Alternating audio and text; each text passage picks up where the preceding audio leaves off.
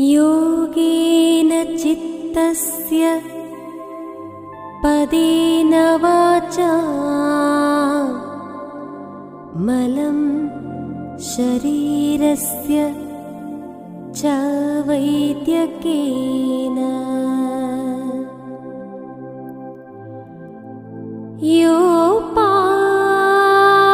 योपाकरोत्तमं प्रवरं मुनीनां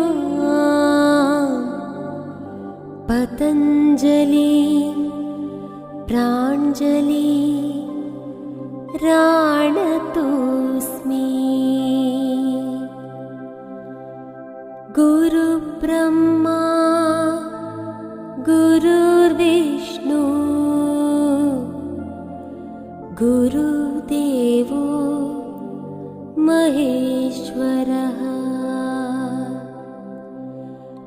गुरु साक्षात् परब्रह्म तस्मै श्री गुरवे नमः।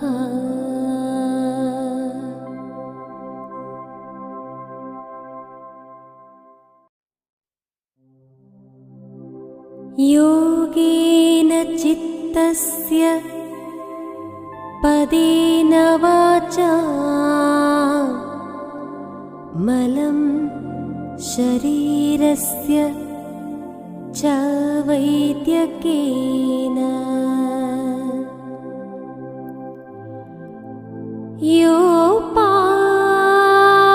योपाकरोत्तमं प्रवरं मुनीनां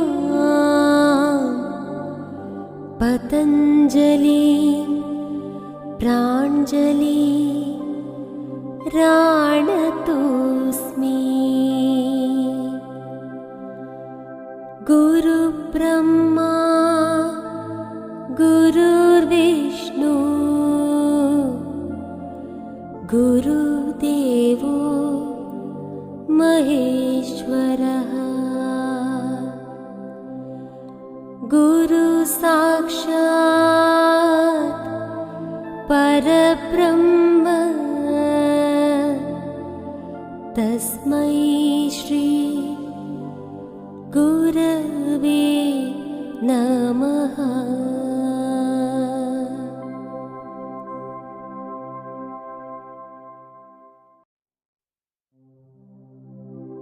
योगेन चित्तस्य पदेन वाचा मलं शरीरस्य च वैद्यकेन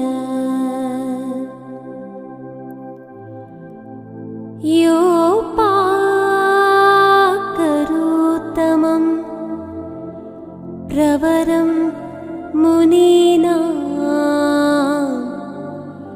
पतञ्जलि प्राञ्जलि राणतोऽस्मि। गुरुब्रह्मा गुरुर्विष्णु गुरुदेवो महेश्वरः गुरु साक्षात् परब्रह्म तस्मै श्री गुरवे नमः।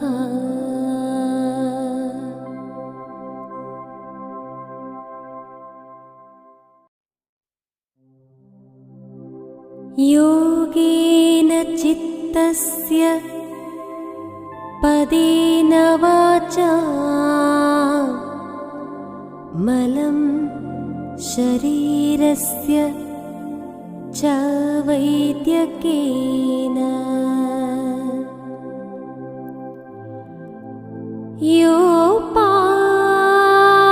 योपाकरोत्तमं प्रवरं मुनीनां पतञ्जलि प्राञ्जलि राणतोऽस्मि। गुरुब्रह्मा गुरुर्विष्णु गुरुदेवो महेश्वरः। गुरुसाक्षात् परब्रह्म तस्मै श्री गुरवे नमः।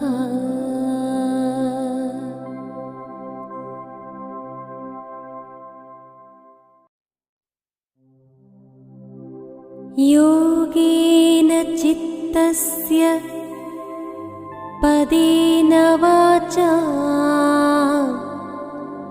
मलं शरीरस्य च वैद्यकेन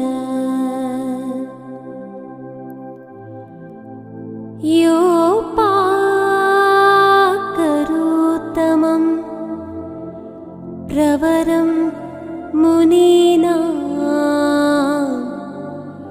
पतञ्जलि प्राञ्जलि राणतोऽस्मि। गुरुब्रह्मा गुरुर्विष्णु गुरुदेवो महेश्वरः। गुरुसाक्षात् परब्रह्म तस्मै श्री गुरवे नमः।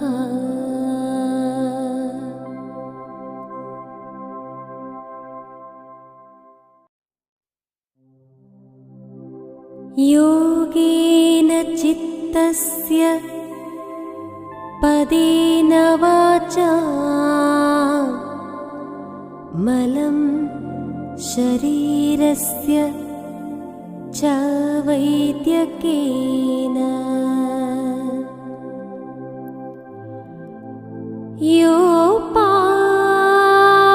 योपाकरोत्तमं प्रवरं मुनीनां पतञ्जलि प्राञ्जलि राणतोऽस्मि। गुरुब्रह्मा गुरुर्विष्णु गुरुदेवो महेश्वरः।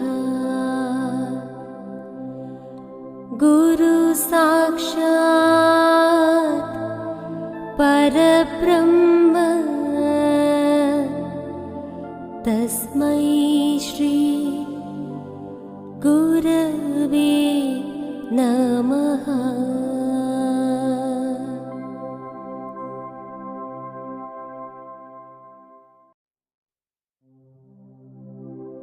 योगेन चित्तस्य पदेन वाचा मलं शरीरस्य च वैद्यकेन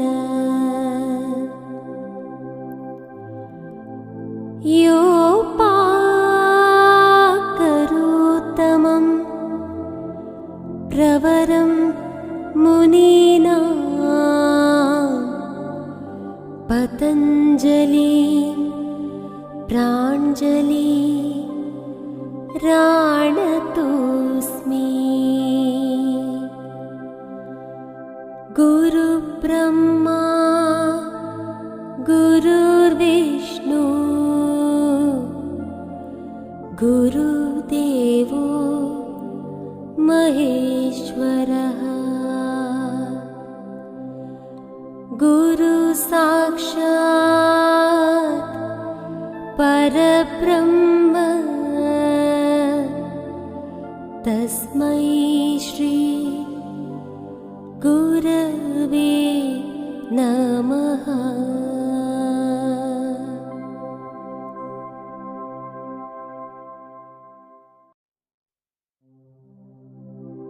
योगेन चित्तस्य पदेन वाचा मलं शरीरस्य च वैद्यकेन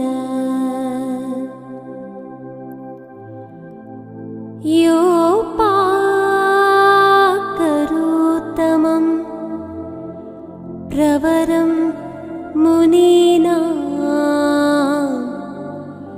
पतञ्जलि प्राञ्जलि राणतोऽस्मि। गुरुब्रह्मा गुरुर्विष्णु गुरुदेवो महेश्वरः। गुरु साक्षात् परब्रह्म तस्मै श्री गुरवे नमः।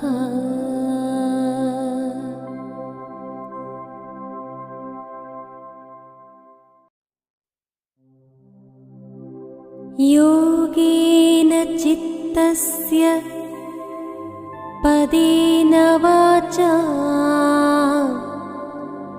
मलं शरीरस्य च वैद्यकेन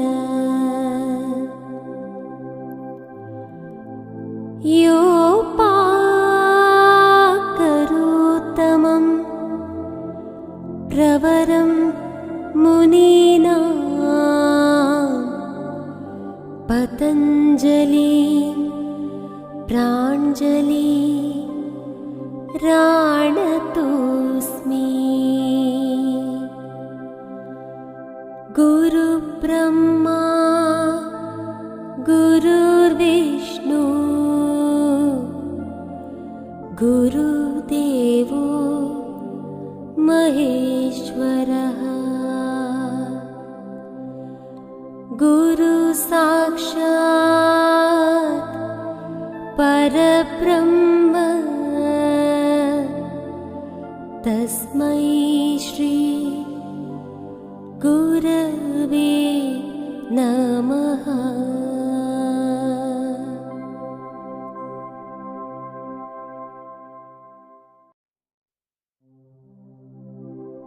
योगेन चित्तस्य पदेन वाचा मलं शरीरस्य च वैद्यकेन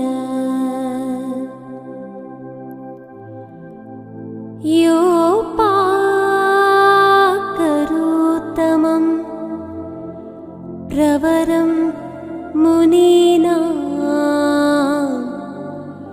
पतञ्जलि प्राञ्जलि राणतोऽस्मि। गुरुब्रह्मा गुरुर्विष्णु गुरुदेवो महेश्वरः। गुरु साक्षात् परब्रह्म तस्मै श्री गुरवे नमः।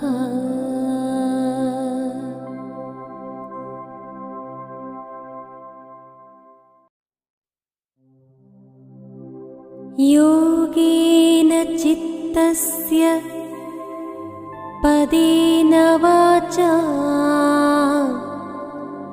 मलं शरीरस्य च वैद्यकेन योपाकरोत्तमं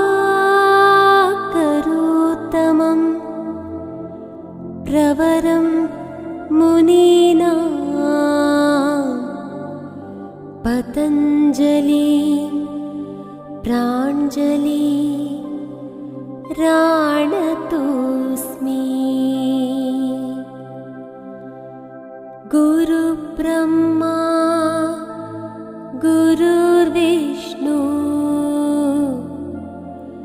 गुरुदेवो महेश्वरः। गुरु साक्षात् परब्रह्म तस्मै श्री गुरवे नमः।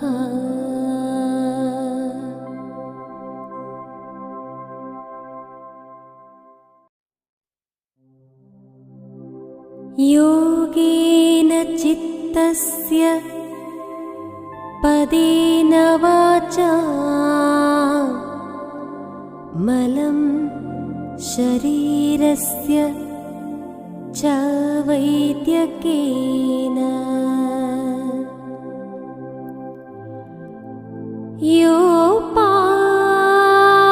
योपाकरोत्तमं प्रवरं मुनीनां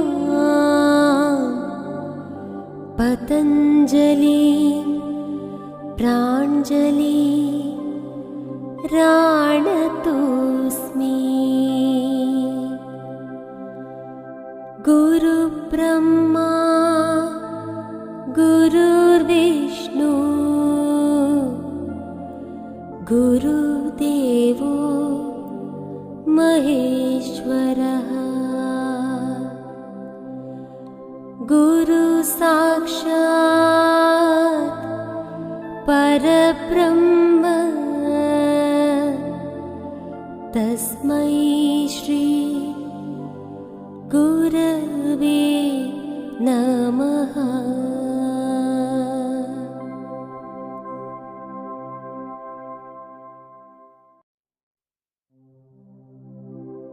योगेन चित्तस्य पदेन वाचा मलं शरीरस्य च वैद्यकेन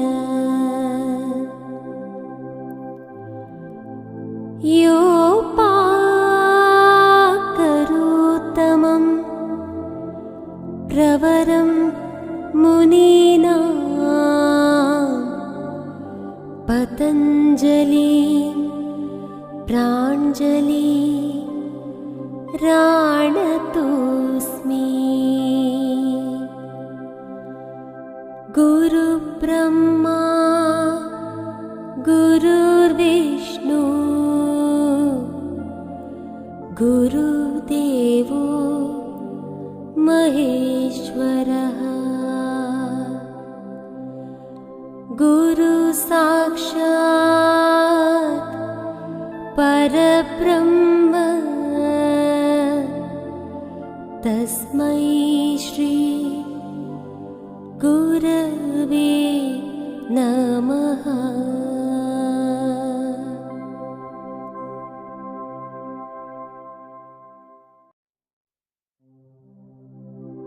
योगेन चित्तस्य पदेन वाचा मलं शरीरस्य च वैद्यकेन योपाकरोत्तमं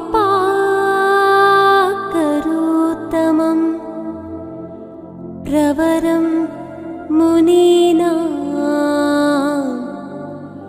पतञ्जलि प्राञ्जलि राणतोऽस्मि। गुरुब्रह्मा गुरुर्विष्णु गुरुदेवो महेश्वरः। गुरु साक्षात् परब्रह्म तस्मै श्री गुरवे नमः।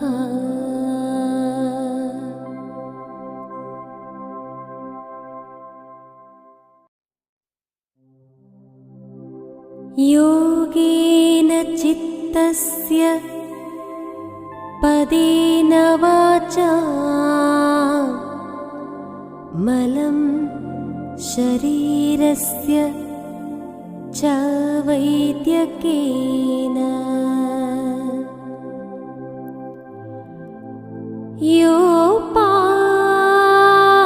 योपाकरोत्तमं प्रवरं मुनीनां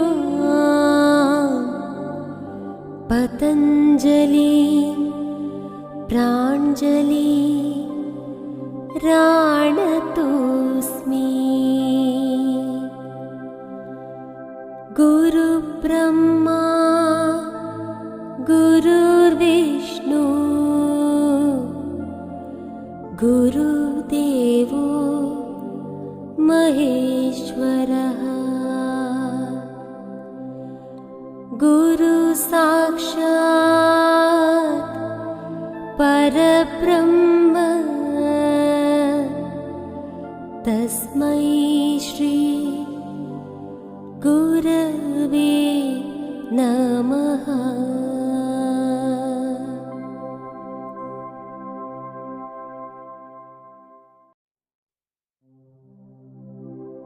योगेन चित्तस्य पदेन वाचा मलं शरीरस्य च वैद्यकेन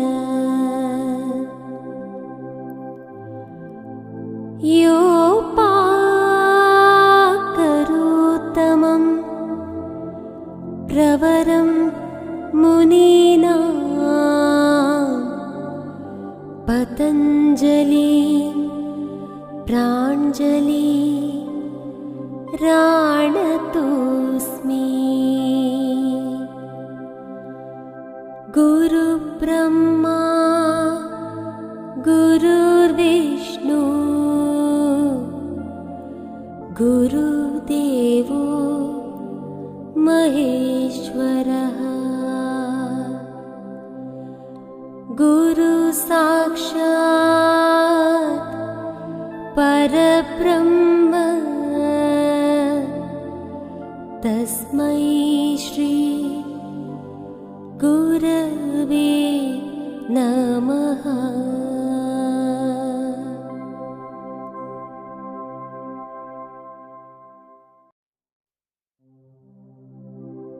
योगेन चित्तस्य पदेन वाचा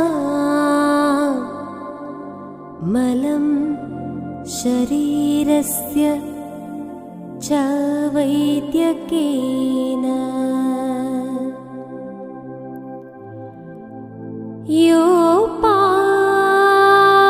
योपाकरोत्तमं प्रवरं मुनीनां पतञ्जलि प्राञ्जलि राणतोऽस्मि। गुरुब्रह्मा गुरुर्विष्णु गुरुदेवो महेश्वरः। गुरु साक्षात् परब्रह्म तस्मै श्री गुरवे नमः।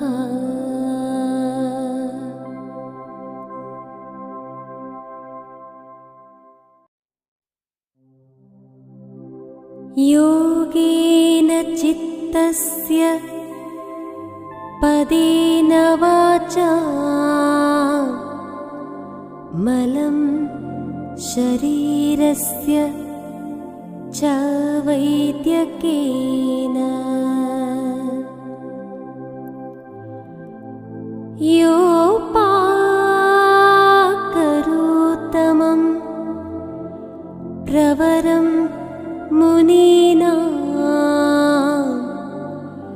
पतञ्जलि प्राञ्जलि राणतोऽस्मि।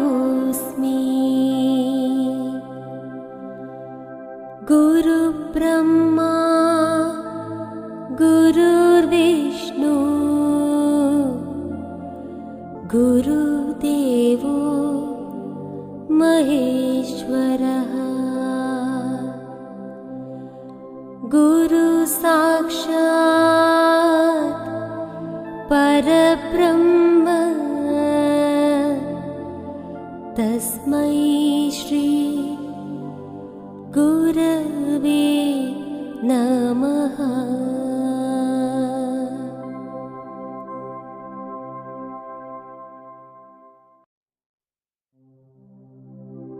योगेन चित्तस्य पदेन वाचा मलं शरीरस्य च वैद्यकेन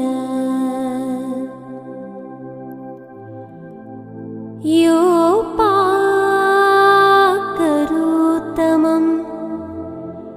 प्रवरं मुनीनां पतञ्जलि प्राञ्जलि राणतोऽस्मि। गुरुब्रह्मा गुरुर्विष्णु गुरुदेवो महेश्वरः। गुरु साक्षात् परब्रह्म तस्मै श्री गुरवे नमः।